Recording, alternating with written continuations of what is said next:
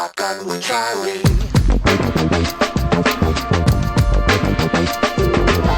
Riding shotgun refers to the practice of sitting next to the driver in a moving vehicle. The term riding shotgun came around after the time of the stagecoach, when somebody used to sit next to the driver holding a shotgun, in case they ran into bandits. My name is Charlie Cook, and I drive a lot. I like to talk to people while I'm driving, so I interview people in my car while I'm driving. Welcome to Riding Shotgun with Charlie.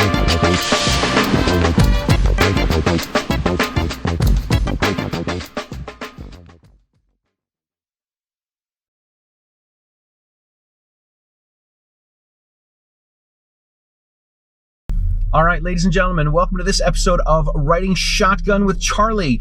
If you have not subscribed to the YouTube channel, please do.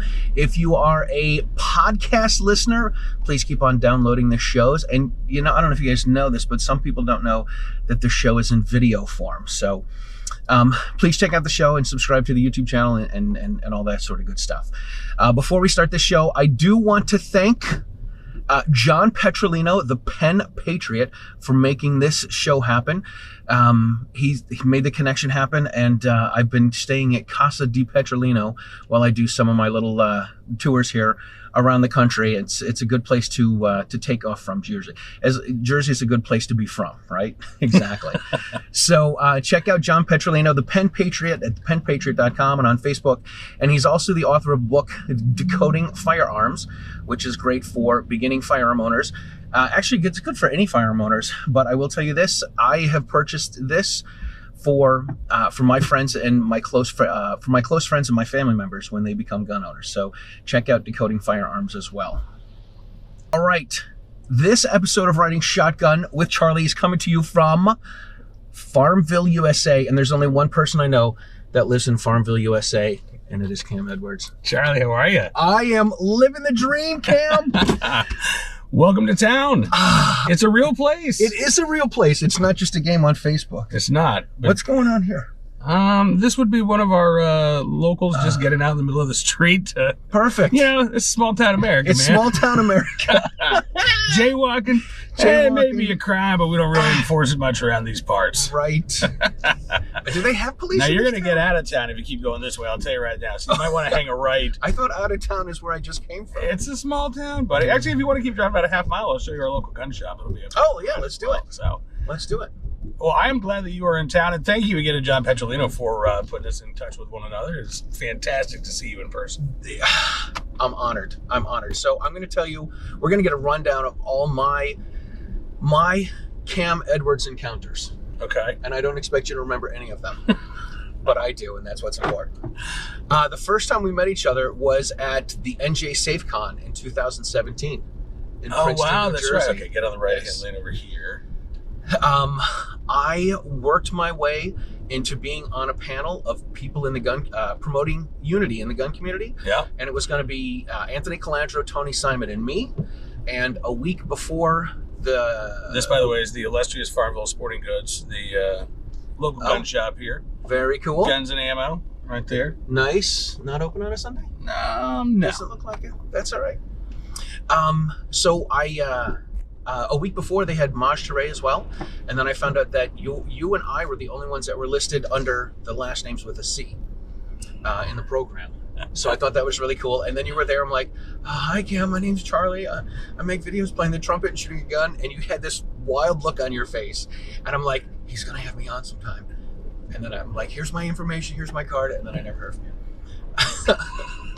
And then honestly, even before that, I called into Cam and Company one night in the mid-2000s. You had on Ted Nugent before pre-NRA. Okay. Pre-NRA annual meetings. And I called and I got a chance to talk with you and Uncle Ted, which I thought was really cool. And I think I have it on a cassette somewhere.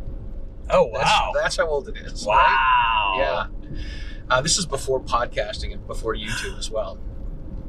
And then I saw you at SHOT last year, and you were interviewing Tony Simon in the media room, and you were working in the media room. And I'm like, oh my God, he is a machine.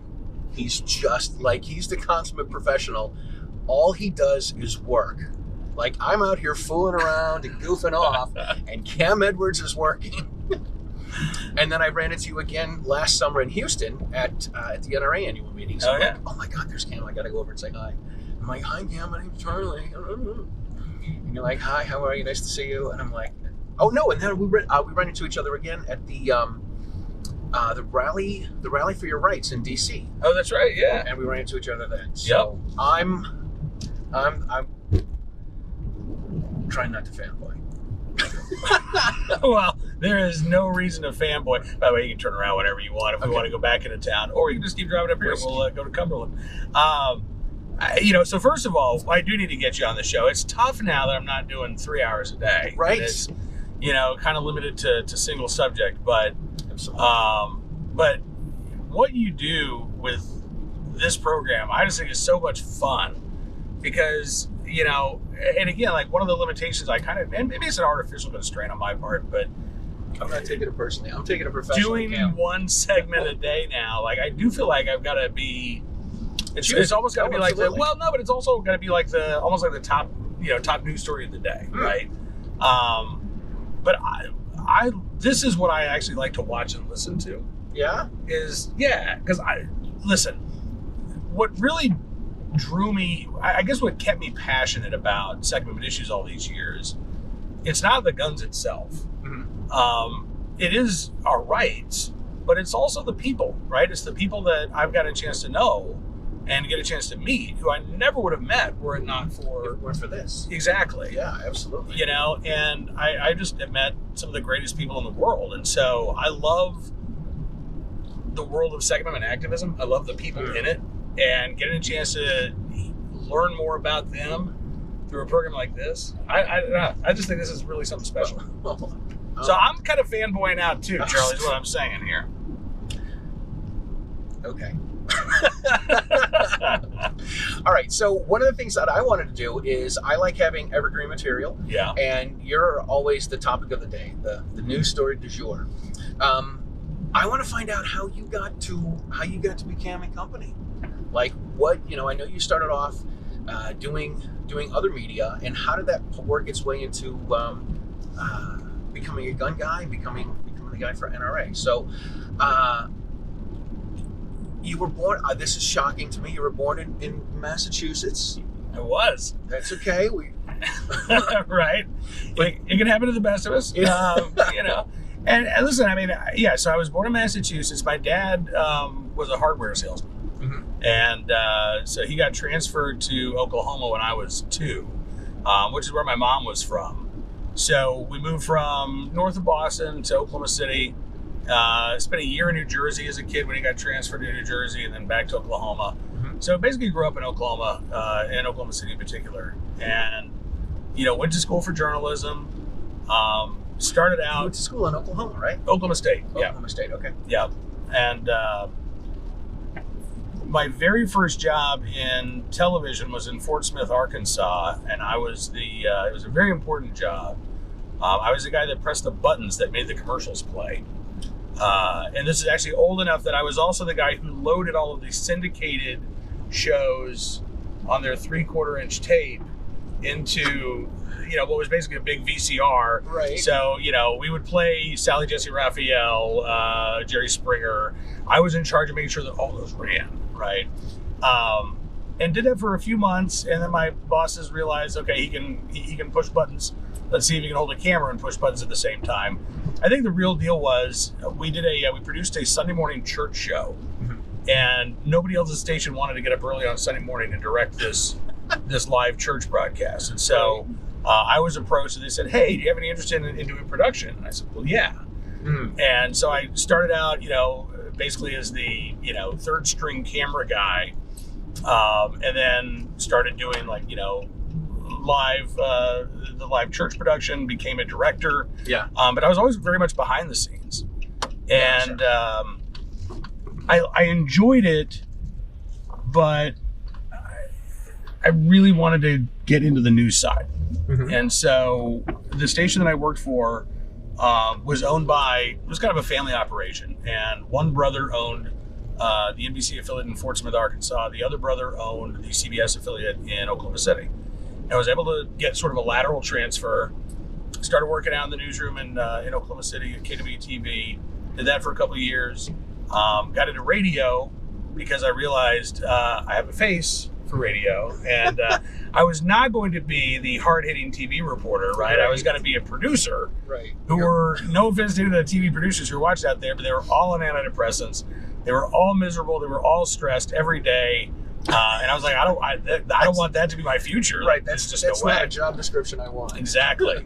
So I badgered the news director at KTOK for 2 weeks straight, every day. Would call him up, and he finally gave me a job as a reporter. And so that was really my entree into radio. Was I covered cops and courts, covered crime, was a member of investigative reporters and editors, and eventually, as you probably know, like on the weekends, there's a lot of what's called brokered programming, right? So you got to fill an hour. You have a real estate show, and they pay however many hundreds of dollars a week to be on the air. Right. So we had a hole on Sunday afternoon from, I believe it was 4 to 5 p.m. And the program director came to me and said, "You want to do a talk show? Can't pay you, but you want to do a talk show?" Exactly. And I was like, "Yeah, absolutely, I do." And so that was my first job in talk radio. Eventually, I had a late night show on KTOK. 9 to midnight, my first time in the 9 to midnight time slot. Then went to morning drive, and that's what I was doing in 2004 when Angus McQueen of Ackerman McQueen walked into a barbecue restaurant in Edmond, Oklahoma, where I was doing a remote, and said he wanted to talk to me about a job, and that job turned out to be NRA News, and it was, it was the chance to cover a topic that I found really interesting. And I won't say that I was the biggest Second Amendment guy at the time. Right. But it was a topic that was interesting to me, and it was a topic that frankly wasn't really a big topic in Oklahoma because everybody was pro-gun. Right? So there's, I didn't spend a lot of time talking about guns in Oklahoma because there's no gun control legislation to talk about. Right. At least at the state level. But it was also, professionally at that point, I was 28, about to turn 29. No, I guess I was 29, about to turn 30. And just kind of like, all right, so do you want to be the hometown guy and have that hometown career? Mm-hmm. Or do you want to kind of see where you can go from Oklahoma City? Right. And so we decided to see where we could go. And here we are 20 years later, and we're in Farmville. That's where we went. Who knew that stepping up from Oklahoma City was Farmville. Oklahoma City to DC to Farmville. The normal career path. Right, exactly. Farm Vegas, baby. Farm Vegas. Did you grow up in a pro-gun household? Like, when you talk to people from Free America, mm-hmm. From flyover country, from, Cleveland to Vegas, everybody's pro-gun. Yeah. Like, guns aren't an issue. It wasn't an anti-gun household. It was just, I guess, gun agnostic, So yeah. My parents got divorced when I was 9. My mom and I moved back to Oklahoma with my older brother and sister, and she wasn't a gun owner. Mm-hmm. She grew up in rural Oklahoma, and so all of my uncles were gun owners, but they were farmers and ranchers. They lived out in Oregon. They lived out in Colorado. They weren't really close. Right. So I didn't grow up around guns. I didn't hold a gun until I was an adult. But there was no anti-gun attitude involved. It was kind of just a non-factor. Right. I was like you said, a gun agnostic. I wasn't for it. I wasn't against it. I was interested in other stuff. So it wasn't an issue until I got older and had kids, became a father, and had people to protect. Yeah, like you. I mean, when I was a kid, and even probably into my late 20s, like my real dream was to be a musician. Like that was what I wanted to do. Right. Nice. What do you play? I sing and I play keyboard badly. I always tell people, they're like, "Do you play the keyboard?" I'm like, "I know the white keys from the black keys." Right.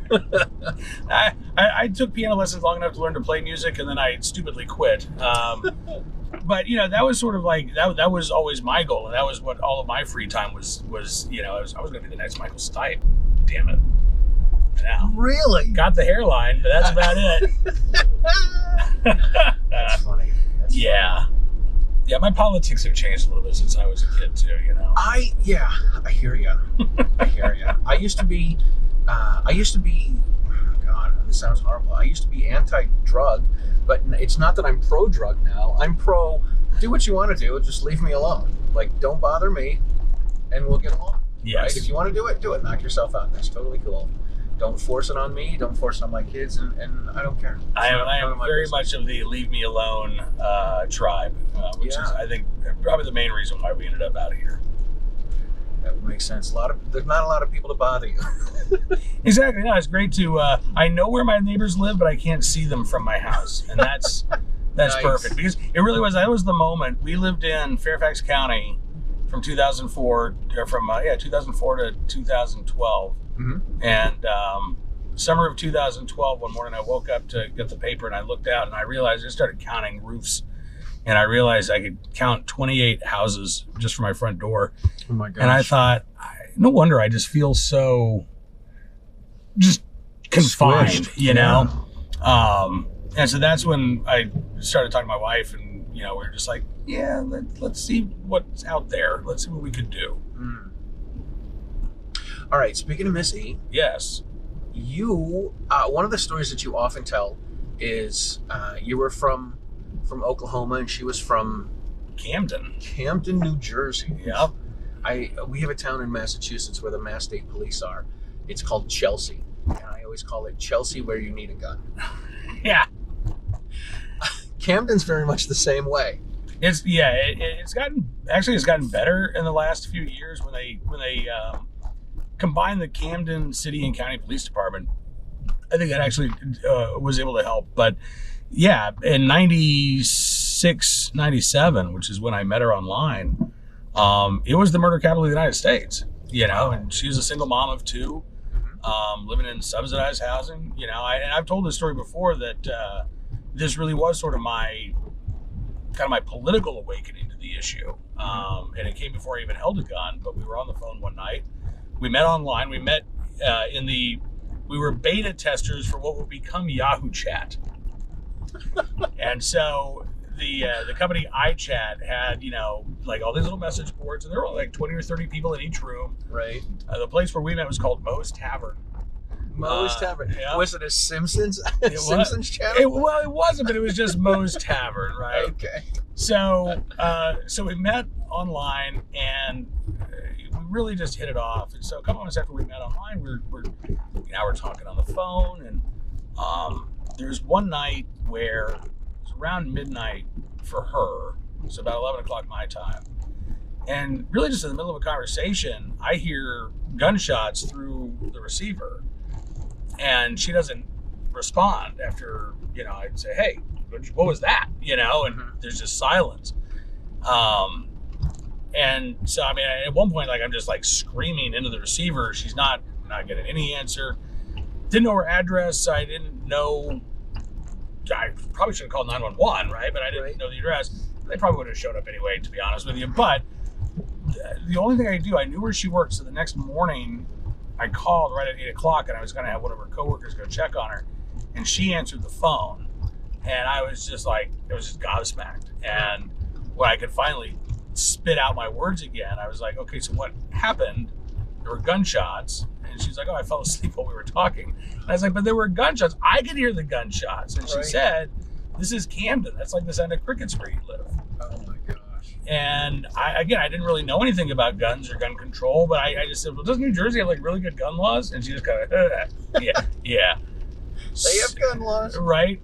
So that was sort of my first exposure, is that, okay, so, you know, the guys who are shooting up her apartment complex, they can get guns.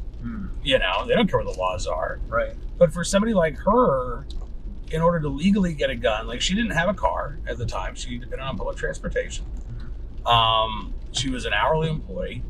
You know, so for her to go down to the Camden County Sheriff's Office and apply to get her purchased a permit or her firearms ID card, you know, multiple trips. I mean, she would have to take days off of work as a single mom. It's not happening, you know? So it's interesting. And I talked to her about this last night. I said that I was going to be doing this. I said, do you mind if I tell this story? And she said, well, I guess, you know, long enough has gone by That's fine. As you said in pre-show, the statute of limitations has run out. Oh my gosh. So right, I love this. I'm writing shotgun exclusive. So it's first time Cam Edwards shoots a gun. No, not even shoot. First time I hold a gun. Oh my gosh. So months go by. She eventually comes to visit me in Oklahoma in February of '97. It is literally love at first sight. She comes back in March. I've got a ring. She moves out to Oklahoma in April. We get married in August of that year. Like total whirlwind romance. Bam. Celebrated 25 years last August. But when I go out to Camden to help her pack her apartment up, we're going through her boxes, and she reaches behind the radiator, and there's this kind of like blanket, and there's something wrapped up in the blanket. And she said, "We got to get rid of this." And I said, "What's that?" And she said, "Well, it's a shotgun my dad gave me to turn into the buyback to get some money, but they ran out of money, so I just kept it." Oh my God. Oh, okay. We probably do want to get rid of that. Now again, I've never held a gun before. I don't know what the proper laws are to turn in firearms. I said, "So what do you want to do?" And she said, "Well, let's go throw it in the river." Oh my God. So as it turns out, Charlie, her father, who's since passed away, and I can now also tell this story, gave his daughter a sawed-off shotgun to turn in at a buyback in Camden. And when she had called the police department to find out where the buyback was taking place, they told her they'd already run out of money. And so we'll just keep it till the next time. She didn't tell them what she had, obviously. Right. But they said, I've already run out of money. Just keep it until the next one. And then they never had another one. So the first time I ever held a gun, it was a sawed-off shotgun that I chucked into a river. Oh, how about that? God. That is an exclusive. I love it. So the first one you touched is an NFA item, right? Mm-hmm. That you threw into a river. That I threw into a river. Unbelievable. Yes. So we've learned a lot, both of us, since then. No kidding. Wow. Yeah. I love it. Well, thank you, Missy, for letting Cam share that story. Yes, thank you. That was awesome. That was awesome. Oh my God. And she didn't have any. I want to make sure, by the way, I want to make it clear. She did not have any ammo. She wasn't she did not consider herself to be a gun owner at that time. Gotcha. So this was not for home protection. This was for $75 that she was supposed to get from the buyback. So this was, never loaded or anything like that. All right. So this makes me wonder, were there that many people turning guns in, or did they have that little money to buy guns back? Yes. Probably both. I mean, I don't know. So it was Camden, right? So it wouldn't surprise me if they had a number of people turning in guns, but again, they were probably all busted pieces of junk, Exactly. This is obviously before the days of 3D printing, so the easy way to make thousands of dollars at a time wasn't available to those participating in a buyback. Right. But yeah, so that was the very first time I held a gun. That's cool. That's way cool. Way cool. I love it. All right, so let's get back to Ackerman McQueen. So Angus Ackerman comes and says, "Hey, I want you to come work for him." Yep. So the reason I had always heard it explained that the reason why Ackerman was running NRA News as opposed to NRA running NRA News is that they wanted that editorial separation. They knew that even branded NRA News, it was going to be the NRA is telling whoever the host is, what to say and what to say. Right, sure. And that, to me, that makes sense. I hate saying it makes sense, but it makes sense. How could NRATV not be pro-gun? It's one thing, I think, to have a pro-gun perspective, but it's another thing to say, okay, today you must talk about this, right? And I think that's what I get the impression, and I always had the impression, honestly, that Angus McQueen wanted to avoid that he did want to be able to say, look, because at first it was just me. So at first it was, Cam has editorial independence. Right. I don't tell Cam what to say. Wayne doesn't tell Cam what to say. And you know what? That really was the truth. I always said that I felt like I had this unicorn of a job because when I worked in radio in Oklahoma City, I worked for Clear Channel. Very corporate. We had weekly production meetings. You were constantly getting reminded from your program director, everything from the verbiage to use to, hit this topic hard. Don't talk about that topic over there. I didn't have any of that at NRA News. It really was, we trust you to go talk about the stories that are going to matter to your audience, which is primarily NRA members. And that's kind of what I did for, 15 years. 15 years, that's a long time. Yeah. That's a long time. So this is one of the things that I didn't realize until, I often call it the divorce between Ackerman McQueen and the NRA, is that they were different. They were separate. That's something I. Yeah, and there, and like being savvy enough. And that was the other thing. Like I kind of intentionally wanted to be sort of off on my own little island. I was well aware that there were, rivalries and tensions, and a lot of the time the folks at the NRA's Institute for Legislative Action didn't like the Ackerman guys. There was a lot of historical animosity, thinking within the building that Ackerman was trying to tell, again, the organization what to do, right? Sure. And so, I didn't want to be involved in any of that drama.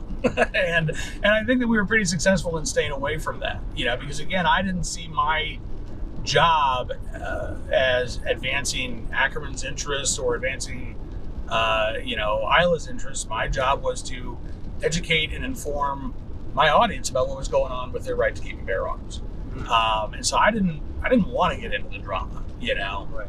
But it also helps too that, like, I think I was at a level below where a lot of that drama was happening, right. And I think again, Ackerman kind of wanted to intentionally silo me away from all of that. Yeah. So for whatever reason, I'm glad that it happened that way, and and I obviously had a lot of friends with Ackerman, a lot of good people over at NRA and ILA that I was friends with, So I felt like we occupied a pretty unique space within that weird relationship between the two entities. Yeah. Who are some of your favorite people to have on the show? Like you always have regular folks. When you were doing the 3-hour show, you had regular folks that you would turn to every week, and on a regular basis. Who are some of your favorite folks to have? Man, that's a hard question, because I love talking to people. Like I just said, I think one of the great things about the world of the Second Amendment is we have so many just really incredible people to talk to. So whether it was, the grassroots activists, those are the folks that I think I really like. Like, it's cool to talk to the lobbyists and to get the latest information, but, first time I had a chance to talk to Tony Simon, for example, or Diana Mullins. The people who inspire me are the people who are really just out there making a difference. The celebrities are neat too. I mean, I'll admit it. Sure. We get to talk to Joe Montana. That's really cool. And got a chance to interview Richard Dreyfuss. We had Andrew Zimmern on, which Richard Dreyfuss is an anti-gun wacko, isn't he? Yeah, he was at CPAC one year, talking about the need to learn more about the Constitution. And even though he was an anti-gun wacko, he sat down with me and we had a good conversation. Andrew Zimmern was the same way. Host of Bizarre Foods and because he's I won't say he's a gun guy, but he definitely shoots. And we reached out to him, and he agreed to come on the show, even though it was branded NRA News. He was a little hesitant to do that. Yeah. And we had a little bit of back and forth, but again, I appreciate anybody who will go out of their comfort zone a little bit, and sit down and have a conversation. So. I think I'm trying to think about, like, probably easier to say, like, who I didn't like, but I'm struggling even to come up with those names too, honestly. I used to tell my mom, I said, my mom would say, if you don't like someone, don't say anything bad about them. And right. I always tell people, if you don't like someone, talk to me. Or if you got something bad to say about someone, give me a call. I won't name any names, but when we were on from 9 to midnight, and we would call a guest, generally after like 10:30, and we could tell that they'd had a couple of drinks. Oh, those were my least favorite guests. I'll leave it as vague as that. Oh man. But yeah, I mean, I feel really blessed that I did get a chance and continue to get a chance to talk to so many people that are really inspiring and really make a difference. You know, like I was just thinking about this the other day because we're covering some campus carry news, but Amanda Collins, who was a college student at the University of Nevada, Reno, and was sexually assaulted in the parking garage. She was a concealed carry holder, but at the time, and I think even to this day, at UNR, you had to get permission from the school president in order to carry your firearm on campus. And of course, nobody could get it, right? Right. So that's like asking someone permission. Can I protect myself? No. Right. And so after Amanda was raped and this guy was still on the loose, the university told her, okay, Amanda, you can carry now, but don't tell anybody because other people would want to carry too. Oh my God. Right.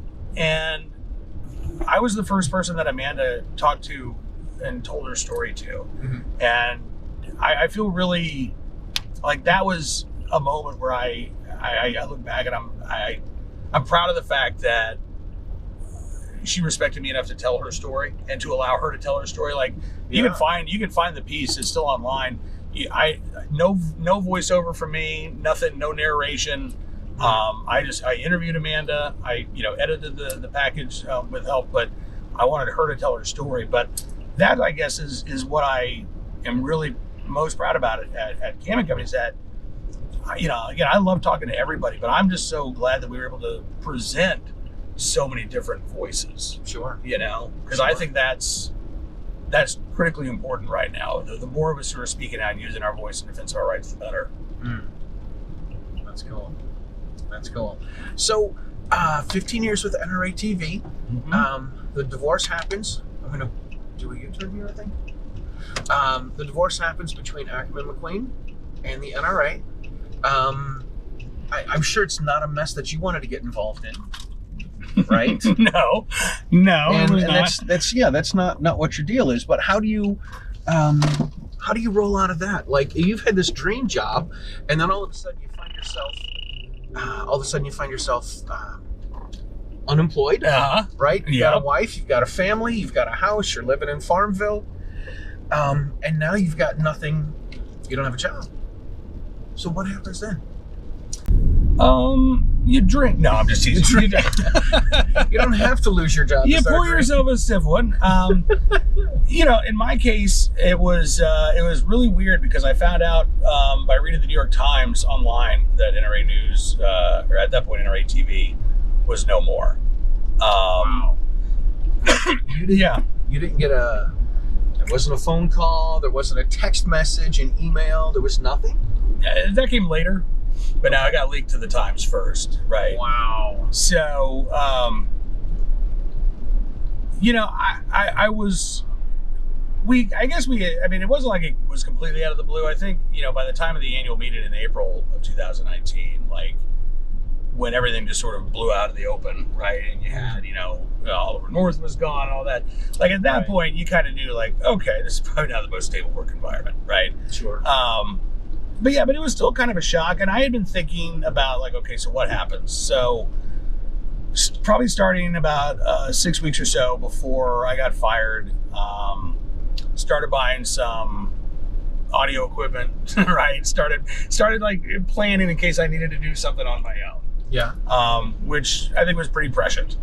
And then after it blew up, I did take a couple of days to just kind of figure out, okay, what do I want to do? The world of broadcasting is awfully small, particularly when you're kind of a niche like a Second Amendment broadcaster. So I figured I would probably have to start doing more writing. And the folks at Town Hall Media reached out to me a few days after NRATV had gone away, and they said, would you have any interest in becoming an editor at Bearing Arms?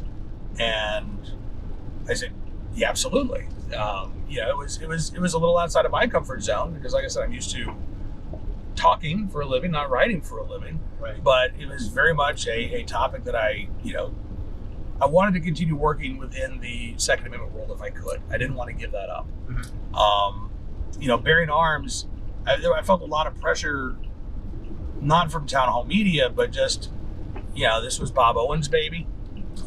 Jen Jakes you know, did a great job with bearing arms. So I felt a little bit of pressure on myself, just, you know, coming in after those individuals had managed the site. But ultimately, it was a pretty easy decision, and I said yes. I think I was officially unemployed for like 9 days, 10 days maybe, which all things considered, not bad. That's not so bad. Not bad. Oh my gosh, not at all. Yeah. So, and I've been there since July 15th of 2019. So it's hard to believe it's coming up on 4 years for bearing arms. No kidding. Yeah. That's really cool. Now I know you're editor for Tom Knighton, for John Petrolino, for some other folks. I always thought it was interesting. This is where I feel really weird. I got the Blogger of the Year in 2019 at Gun Rights Policy Conference. And I ran around for 2 days. I'm like, Blogger of the Year? Didn't write a word. Because that's how I roll. Right? And then I'm like, holy crap. Right? Then I started talking to Freddie Real, and I said, hey, you know, would my show be something that you'd be interested in having on AmmoLand? He's like, sure. You need to write 600 words for our SEO. And I'm like, oh, man. And for me, I've listened to a ton of motivational speakers over the years, and I completely agree with them in saying that the first step is the hardest. Just to get the ball rolling, to start to write, is the worst part. It's the same thing for editing video. Like, I don't want to do it. I hate editing video. And once I start, I'm like, all right, it's not so bad. Yeah. It's just getting started is tough. So then I started writing, and I don't know how much they edit. I make the show notes. You know, I write at least 600 words. The 600 words that I'm dreading over ends up to 730 words. Right. And I'm like, all right, well, this wasn't so bad, you know? So anyway, I've talked to John about this, and I'm like, so Cam's your editor. Like, what does the editor do that the writer does different? Like, I don't. Is it proofreading skills? Is it twisting phrases around, saying you can't talk about this? Like, I never figure that out. For me, it's not really like don't talk about this, but I guess it depends. Like, yeah, I will look and just try to clean things up, tighten them up. You know, if you can say something in 10 words, don't take 40 words to say it. You know, Gotcha. Yeah. That was something that was impressed upon me when I first became a radio reporter. You know, brevity, keep things short and sweet. Yeah. So there's some of that, but like honestly, especially with John and Tom, with all of our writers now, Ryan Petty, Ranjit Singh, you know, it's really just. Now it's more looking to make sure there weren't any inadvertent spelling errors, make sure everything is grammatically correct. Mm-hmm. You know, put pictures insert pictures where necessary. Right. Just clean it up a little bit. And because for one thing, I don't want to stifle anybody's voice, right? So I'm not going to go in there and start. If everything sounds like I wrote it, I failed as an editor, right? So I want people to have their individual voice. And I think that really does come through when you're reading, you know, whether it's me, whether it's something that John does, whether it's, you know, Ryan Petty, or Tom Knight. And I think that we all do sort of have our individual voices. And I think that hopefully is something that good editors do, is allow those individual voices to continue to come through. Yeah, I always thought that was weird. I'm like, so what do you mean Cam's your editor? Like, he fixes it? Like, what is he? How much does he change around? And he's like, you know what? There's only been about 3 things. There's only been, you know, a small handful of things that he's changed. And I'm like, all right, that's cool. And it's true. I mean, and when John first started writing for us, you know, it was, there were probably maybe like, you know, 2 sentences a story where I'd be like, I just tightened this up a little bit. Yeah. And honestly, you know, John, I think, has been able to do more writing to the point that I mean, now it's like, it's really unusual for me to say, hey, I had to make a change, or hey, I just tighten this up a little bit. Yeah. Generally, it's just, thank you. This is awesome. Appreciate it. Got it scheduled. That's cool. I love it, man. What else can we talk about? Boy, I don't know. So, I mean, I'm a kind of a boring guy. I know it's going to be all about me, but this is all about you, man. I'm so you're this is what I'm baffled by. I've got a day job. And I have my side hustle. Yeah. And I love my side hustle. And when I see, I've said to myself, I'm like, okay, if I get to the point where I could earn an income on my show, if I could do something like that, then what do I do? So when I see people that are happy doing what they're doing, I feel a little envious, right? Yeah. I've got some friends that like to go out and do things on the weekends, and I'm like, yeah, I work on the weekends. I call them work-ends. Right. I work on the weekends, and I think it's great if if it doesn't matter what it is. If you're happy doing what you're doing, then God bless you. That's great, and you can. I've always this is a hard moment. I had to tell my kids at some point. I said, your dad's had 2 jobs since he was 16. At least he's had 2 jobs.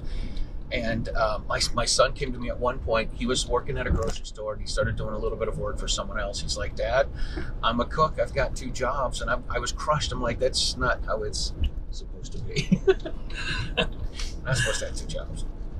But, yeah, like Bearing Arms, like being the editor for Bearing Arms and writing for Bearing Arms can go from in perpetuity. Knock on wood, hopefully. I would love to be able to continue doing what I'm doing. And listen, I fully acknowledge how lucky I am. I mean, even when we first moved here 10 years ago and we were doing Cam and Company for about a year and a half, because I just thought, listen, like, this is my deal, right? I didn't tell anybody at NRA or Ackerman that I was moving. Mm-hmm. I was just like, we got to get out of Fairfax County because we hate it here. So, right. But that's my decision. So my job's in Northern Virginia. So for a year and a half, I rented a 9-foot by 9-foot bedroom in a townhouse in Alexandria, and lived up there Monday through Friday and would drive home on the weekends. Wow. And occasionally I drive home on like a Wednesday night because I just miss my family, And after a year and a half, I finally was able to make the pitch to them that maybe not only could I do it remotely, but maybe there was, and I still believe this, maybe there was value in doing a show that doesn't come from New York or Washington D.C. or Los Angeles, right? Maybe there's some value to coming. Let's put it this way. I think every media outlet in the country should have a Farmville, Virginia bureau or someplace like it. Right. Right. Because, I don't know how conservatives can stand to live in New York City and go to work for Fox News, or live in New Jersey, or live in Connecticut. Right. I think particularly when it comes to Second Amendment issues, it would be nice if you actually had a media environment where people could be gun owners. Yeah. Absolutely.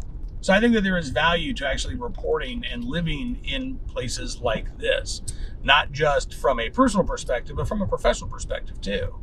But yeah, I mean, dude, listen, I work from home. I get to walk outside of my little shed where my office is, and I'm surrounded by 40 acres of pasture and woods. We get to hear the wild turkeys and the chickens, right? Sometimes we hear them on the show too. Exactly.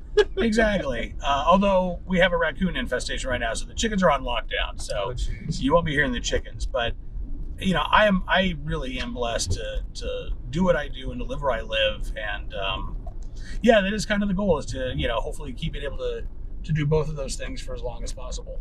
God bless you, man. God bless you. All right, we are almost back to where we need to be. The batteries are almost dying. We need to wrap things up. This was the fastest conversation ever, Charlie. We didn't even speed.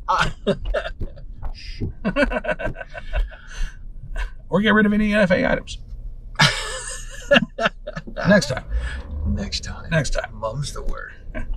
Boating shotgun with Charlie. Right? There's so many spin-offs we could do. Canoeing with Charlie. Oh my God, I love it. How can people follow Cam and Bearing Arms and everybody else? Yeah, so bearingarms.com is the website. You can find Bearing Arms Cam and Company. We are doing the show Monday through Thursday now, just YouTube, Rumble, all the major podcast platforms. I am technically still on Twitter, but I just am not on social media a lot right now. I feel kind of like social media, like Shannon Watts feels about AR-15s, except I'm not stupid enough to think we can ever actually get rid of social media. But I have an irrational hatred of social media, like Shannon Watts has an irrational hatred of firearms. It's crazy that somebody in media hates the social media. Yeah, because it's how you get more people. Like I know. I say I'm a social media whore. Dude, I'm the worst influencer ever. I am because you're a bad influencer. Because I hate what social media does to us, and I really feel like it's ultimately more detrimental than helpful. But having said that, I haven't deleted my Twitter account, so you can find me on Twitter at Cam Edwards as well. Very cool. Yeah. Cam, this has been a pleasure. Charlie, you have no idea. Oh, seriously, likewise. I hope you get back down to Virginia. Next time you get back down to Virginia, by the way, you don't have to stay in New Jersey. All right, we can host you a little bit closer to your destination. No offense to John Petrolino, but you got a place to crash here in Virginia now too. I'm honored, man. I'm honored. Absolutely. You are also a board member of the CCRBKA, Citizens Committee for the Right to Keep Bear Arms. Yep. Was there I'm going to say the answer is no, and I know. Was there any issues going from the NRA to SAF? And I know they're not the same. I know they're not rivals. They do different things. Mm-hmm. But to me, it seems like we have Amanda Sufcool. I think she coined the phrase, so I wish I could say I could. But we have these Olympic rings of people. And we have the SAF people and the NRA people and the FPC people. And sometimes they know each other and sometimes they don't. Was there any sort of... were there any issues going from NRA to SAF? No, not really. I mean, like, listen, it's not the SAF, it's CCRB. Yeah, but so I was, like I said, I was never a paid employee of the NRA. I'm an unpaid board member for CCRKBA. But no, I mean, I look, there are a couple of groups out there that I will not recommend people join because I think they're after your money. Mm-hmm. SAF is not one of them. CCRKBA is not one of them. GOA is not one of them. So there's more than one good group out there, and it's important to support all the good groups that we can. Mm-hmm. So no, there was no friction. I mean, when Alan asked me if I'd be interested in being on the board, I was obviously honored and humbled and said yes in a heartbeat. Mm. So yeah, there hasn't been any issue. Very cool. Very cool. All right, we need to wrap it up. Again, thank you very much. I'm going to close things out here. We got all your stuff. We'll put in links to all your stuff, all your socials. Thank you for watching this episode of Riding Shotgun with Charlie from Farmville with Cam Edwards. Oh my God. If you are not a member of the Second Amendment Foundation, you can get a lifetime membership there for $150. It's saf.org. You can find all of your favorite pro-freedom podcasts at SDRN. That's sdrn.us. That's for the Self-Defense Radio Network. And if you have not shared this episode of Riding Shotgun with Charlie, please make sure you do. Again, special thanks to John Petrolino, the Pen Patriot, and Mrs. P, of course, for putting me up at the Casa Petrolino. And we'll see you guys next time. Thank you very much.